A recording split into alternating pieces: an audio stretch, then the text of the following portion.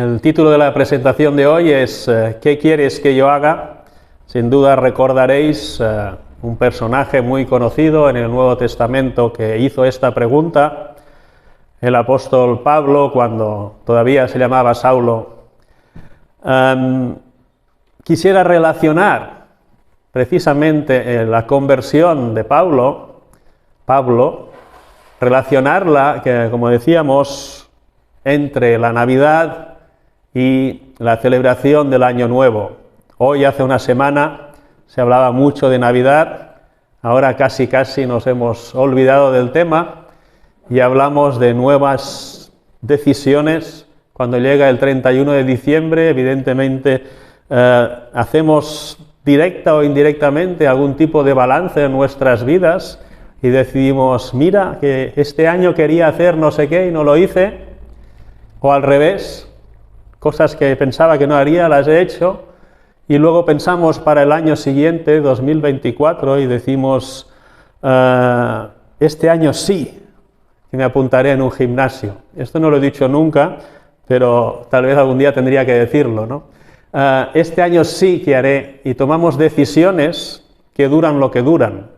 A veces estas decisiones cambian nuestra vida y otras no. Pero ¿cómo puede un cristiano o una cristiana tomar estas decisiones de final de año? ¿En base a qué? Yo creo que precisamente podemos tomar estas decisiones en base a lo que tanto más o menos se celebraba la semana pasada, el nacimiento de Jesús. Somos cristianos, conocemos a Jesús, predicamos a Jesús, entonces nuestras decisiones acerca de nuestro futuro, sin duda tienen que ir relacionadas con este Jesús que nos ama, al que amamos y al que predicamos. Vamos a ver, pues, como decíamos, el relato de la conversión de Pablo en Hechos capítulo 9 y leeremos los versículos del 1 al 22. Saulo, respirando aún amenazas y muerte contra los discípulos del Señor, vino al sumo sacerdote y le pidió cartas para las sinagogas de Damasco, a fin de que si hallase algunos hombres o mujeres de este camino, los trajere presos a Jerusalén. Mas yendo por el camino, aconteció que al llegar cerca de Damasco, repentinamente le rodeó un resplandor de luz del cielo, y cayendo en tierra, oyó una voz que le decía: Saulo, Saulo, ¿por qué me persigues? Y él dijo: ¿Quién eres, Señor? Y le dijo: Yo soy Jesús, a quien tú persigues. ¿Dura cosa te es dar coces contra el aguijón? Él, temblando y temeroso, dijo: Señor, y aquí el título de nuestra presentación, ¿qué quieres que yo haga? Y el Señor le dijo: levántate y entra en la ciudad y se te dirá lo que debes hacer. Y los hombres que iban con Saulo se pararon atónitos, oyendo a la verdad la voz, mas sin ver a nadie. Entonces Saulo se levantó de tierra y abriendo los ojos no veía a nadie, así que llevándole por la mano le metieron en Damasco, donde estuvo 3 días sin ver y no comió ni bebió. Había entonces en Damasco un discípulo llamado Ananías, a quien el Señor dijo en visión: Ananías, y él respondió: heme aquí, Señor. Y el Señor le dijo: levántate y ve a la calle que se llama Derecha y busca en casa de Judas a uno llamado Saulo de Tarso, porque he aquí él ora. Y ha visto en visión a un varón llamado Ananías que entra y le pone las manos encima para que recobre la vista. Entonces Ananías respondió: Señor, he oído de muchos acerca de este hombre, cuántos males ha hecho a tus santos en Jerusalén, y aún aquí tiene autoridad de los principales sacerdotes para prender a todos los que invocan tu nombre. El Señor le dijo: ve, porque instrumento escogido me es este, para llevar mi nombre en presencia de los gentiles y de reyes y de los hijos de Israel, porque yo le mostraré cuánto le es necesario padecer por mi nombre. Fue entonces Ananías y entró en la casa y poniendo sobre él las manos dijo: hermano Saulo, el Señor Jesús, que te apareció en el camino por donde venías, me ha enviado para que recibas la vista y seas lleno del Espíritu Santo. Y al momento le cayeron de los ojos como escamas y recibió al instante la vista y levantándose fue bautizado. Y habiendo tomado alimento recobró fuerzas y estuvo Saulo por algunos días con los discípulos que estaban en Damasco. Enseguida predicaba a Cristo en las sinagogas diciendo que éste era el Hijo de Dios. Y todos los que le oían estaban atónitos y decían: ¿no es este el que asolaba en Jerusalén a los que invocaban a este nombre? Y a eso vino acá para llevarlos presos ante los principales sacerdotes. Pero Saulo mucho más se esforzaba y confundía a los judíos que moraban en Damasco, demostrando que Jesús era el Cristo. Este es un relato muy impresionante por muchos aspectos, pero quisiera volver a nuestra idea principal. A final de año tomamos decisiones muchas veces acerca del año siguiente y de nuestro futuro. Nosotros conocemos a Jesús, conocemos al Cristo, nos llamamos cristianos. ¿Cómo vamos a tomar estas decisiones? En primer lugar, tenemos, volviendo al relato de la conversión de Saulo o de Pablo, tenemos una realidad que nadie puede negar. Jesús nació. Hay tantas cosas que damos ciertas en la historia humana acerca de miles de cosas y tenemos muy poca evidencia. En cambio, del nacimiento de Jesús tenemos un montón de evidencias históricas. Nadie puede negar esto. Entonces, la pregunta es, ¿y qué? Si os habéis fijado, cada vez más en nuestra sociedad las Navidades son más pasadas por agua, aunque no llueva. Muchas personas ya no dicen felices Navidades o lo que sea, te dicen buenas fiestas. Quieren evitar muchas veces la persona de Jesús, aunque es una tradición que se ha celebrado durante milenios, ahora parece que molesta a la persona de Jesús. Por esto hay que tener en cuenta esto. Jesús nació, nadie puede negarlo. ¿Cuál es nuestra reacción ante esto? Saulo, cuando supo que Jesús había nacido, menos mal que no lo supo cuando nació, pero cuando ya supo que era mayor, Jesús había nacido, había sido mayorcito, había muerto en una cruz, y decían algunos que había resucitado, se enfadó mucho. Pensó que todos sus ideales de su vida caían, se desvanecían y todo se iba al traste. Él era un perfecto estudioso de la ley de Israel. ¿Cuál es nuestra reacción cuando nos damos cuenta que Jesús nació, vivió, murió y resucitó? Saulo se fue corriendo a la gente que tenía autoridad y decir: tenemos que salvar, nuestro país se hunde, tenemos que salvar el país. Y fue a buscar autoridad, facultades, poderes para ir a perseguir y a matar gente. Cualquier persona que hablara de Jesús, a este yo me lo cargo, lo denuncio, lo llevo a los tribunales, etcétera. Y tanto era así que se encontró a Esteban, un conocido predicador de la época, y cuando lo mataron él estaba de acuerdo, muy bien, y colaboraba en esto. Cuán terrible, ¿verdad? Pero la situación es la misma para todas las personas que hoy están sobre la tierra. Jesús verdaderamente nació. ¿Qué hacemos con esto?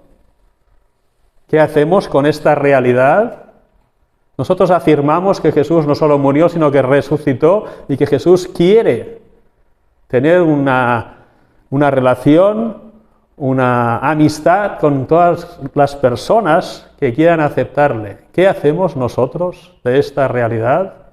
Es inútil que intentemos borrar a Jesús de la Navidad, Es inútil hacer ver que todas las tradiciones son iguales y que cada uno le vale lo que le vale. Jesús, afirmamos, sigue estando en pie, con los brazos abiertos. Jesús nació. ¿Qué vas a hacer tú, personalmente, de esta realidad? La conversión de Saulo es impresionante, ¿no?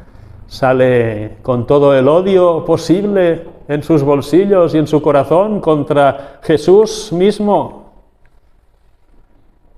¿Por qué? No sabemos muy bien por qué. Seguramente no conocía a Jesús como lo conocemos nosotros.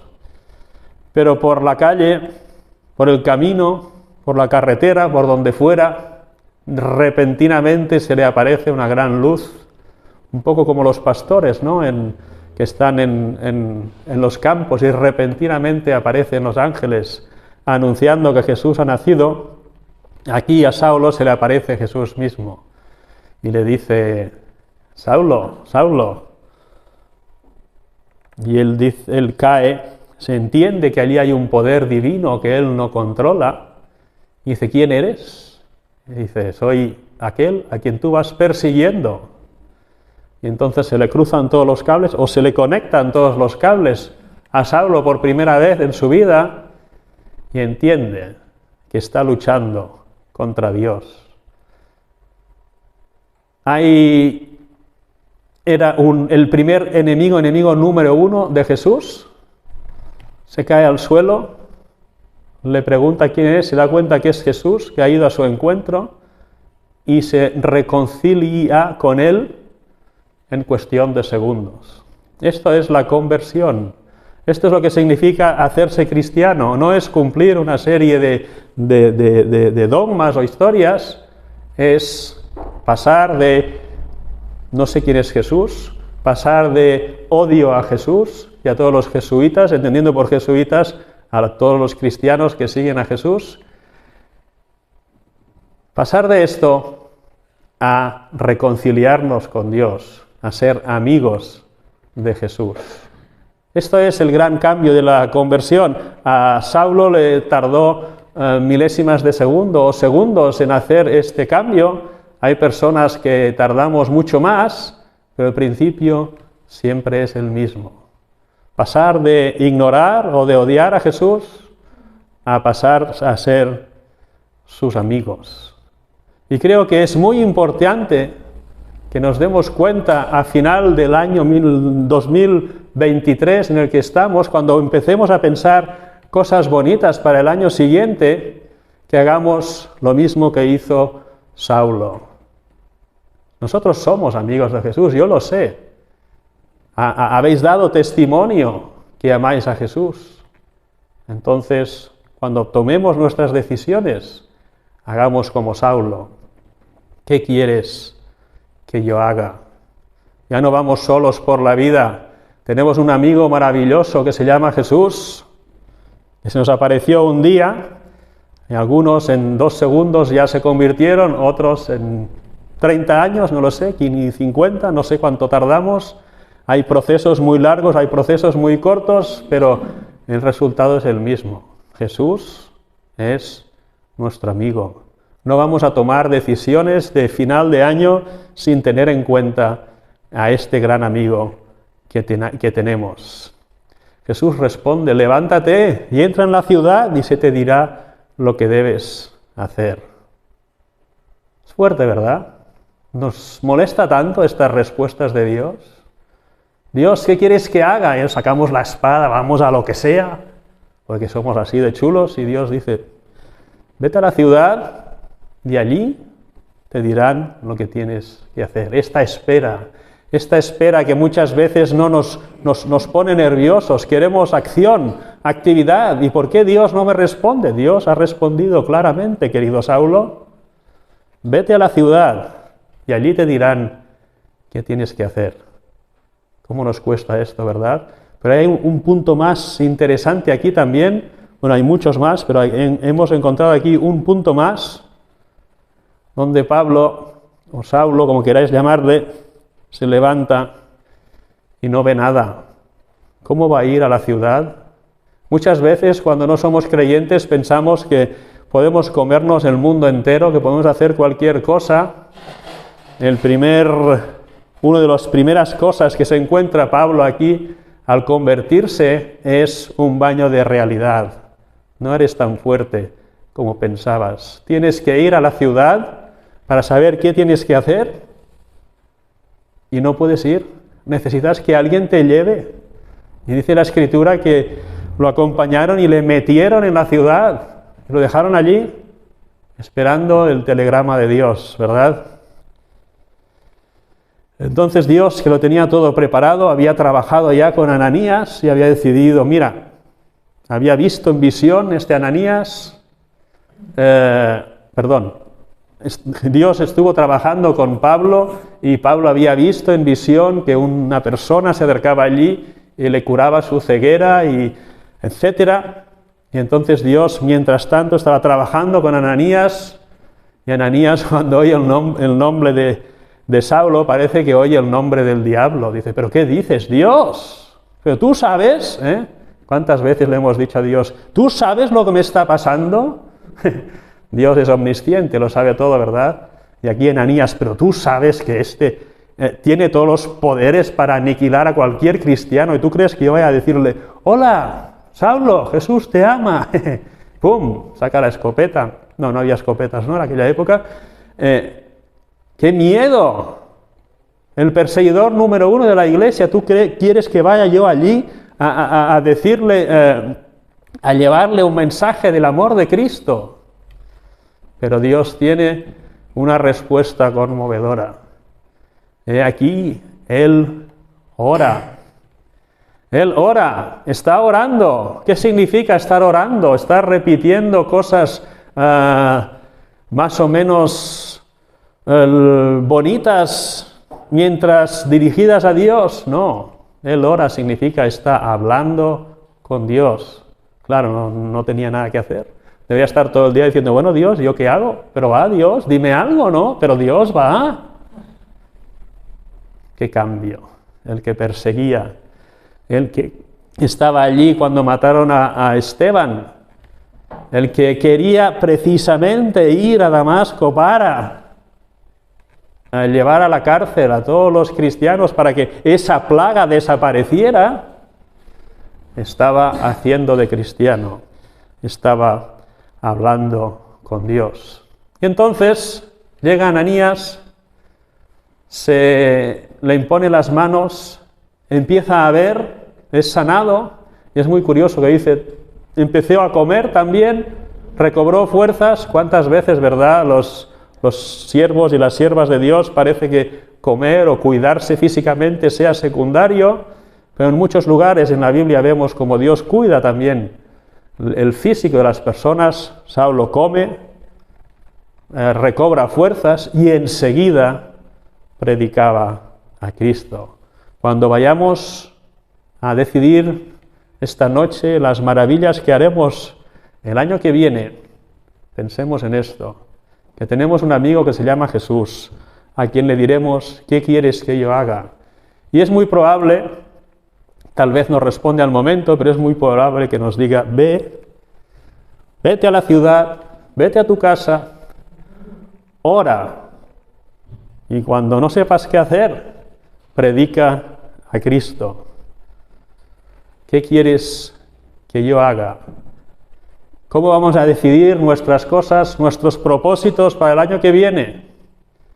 Trabajemos en nuestra reconciliación. Me gusta hablar de la conversión como una reconciliación de las personas con Dios. Y lo dice así la palabra de Dios, no me lo invento yo.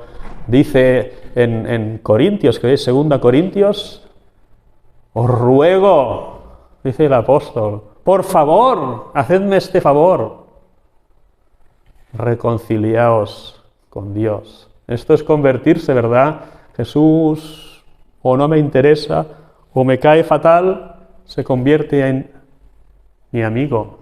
Pero ¿para qué sirven las reconciliaciones? Reconciliación significa que antes no había relación, y reconciliación significa que empieza una relación que va a seguir creciendo, creciendo, creciendo.